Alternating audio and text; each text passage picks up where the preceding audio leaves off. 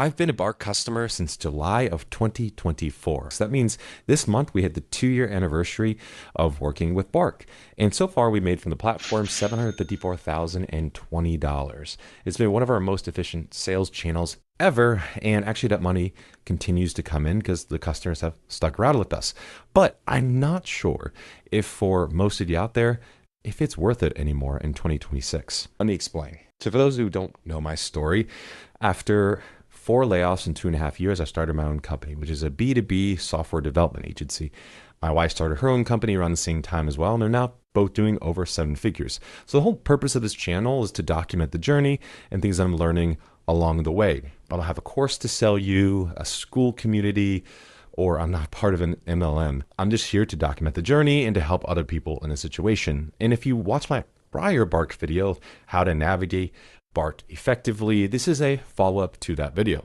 So for those who are wondering, is Bark worth it in 2026? Short version is the math makes sense, but the trend seems to be changing for us. And I'll explain that here in a minute. So let's talk about the receipts. Specifically, we've paid over the past 2 years, $12,797.16 across 80 invoices in those 2 years. We've had 5 clients close because again, this is software development. So these are large ticket clients. And so our average revenue per client is around $150,000, which is great, which means that our CAC to LTV, meaning our customer acquisition cost to the lifetime revenue of the client is 59 to 1, which by the way, like SaaS averages is, somewhere like 3 to 6 is fantastic. So 59 to 1 is insane. Again, this is lifetime collected revenue. But I will say that 754,000 number is increasing every single month because we still have clients with us who came from Bark to this day.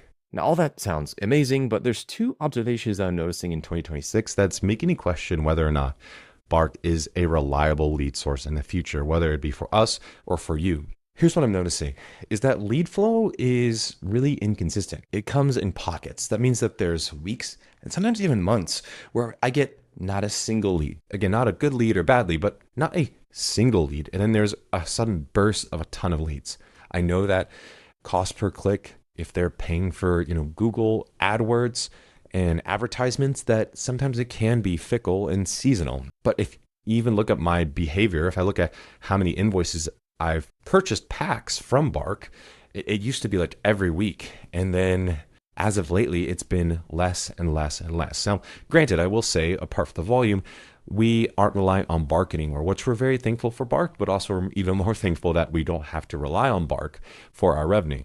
So that allows me to be much more picky about ensuring that the credits that I bought are being actually used for people within our ICP, or at least have a high buying intent. If you want to know how to do that, go back to my last video on how to navigate Bark and make sure that you're not wasting your credits. So what was the cadence historically? Well, the cadence was we would get a deal one every 3 to 4 months. I mean, really since we started in July. But as of this year, I think we've only acquired 1 customer that came from 2025 that we closed in January, February of this year. And as of July, again, 5 months later, we haven't really seen any deals close from Bark since then. In fact, I would say only leads that have come in that have been qualified have been probably like only maybe 1 or 2 over those past 5 months. So it's been very sparse. The second one has to do with the response rate problem. For those who are familiar with the Bark platform, is that they say that they're different from other platforms because only 5 people can purchase a lead, meaning a lead shouldn't have hundreds of people contacting them, dozens even, but just 5. But it seems like over the past few years that when I call somebody, even if I have my speed to lead like crazy, I call within seconds, that sometimes they still say that they're being overwhelmed and they have hundreds of people calling them and emailing them. That's verbatim. And that's not anecdotal. That's a lot of people that I hear that from. You don't have to preach it to me, the idea of speed to lead, meaning calling your lead as soon as possible, because I was once a director and VP of sales before I started my own company. And I saw firsthand how there was a difference between like 70% in regards to conversion rate compared to people who would call a lead and inbound within under 30 seconds as opposed to 3 minutes. So it's massive. And in fact, if you can't call a lead quickly, then I would suggest don't even consider any of these marketplaces like Bark at all. So again, I don't know what's happening. I've pushed Bark on trying to solve this problem for many years now, but there's only two things that I can hypothesize out of this. So what potentially could be going on? Either one, someone who is buying the Bark credit is selling out to other people. I feel like that's maybe less likely, or Bark is potentially buying from another lead conglomerator where they're buying leads that are being already distributed out on other platforms, which actually is a little bit more likely. That means that potentially their lead flow is not proprietary or just for Bark alone. That could in and of itself explain why some leads are being completely inundated, even if you're the first one to call it, because you might not be the first or only marketplace. So all that to say, if you're trying to figure out if Bark.com is still worth it in 2026, yes, it is worth it, and it's something that we'll continue to purchase and give a try.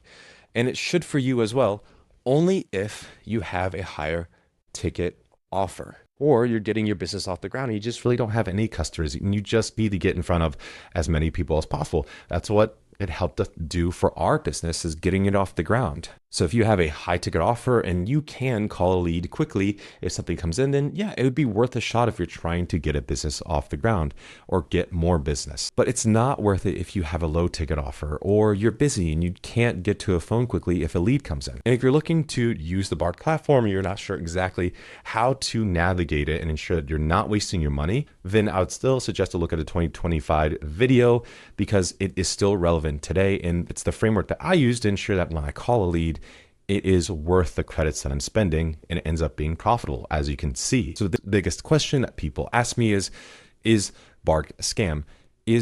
Are their leads garbage? Well, I mean, just like anything else, yes, some of it's going to be garbage. Whether you're doing your own advertising, whether you're doing SEO or using a marketplace, some bit of leads are just going to have some garbage. So it is to be expected, and it's not completely unreasonable for Bark.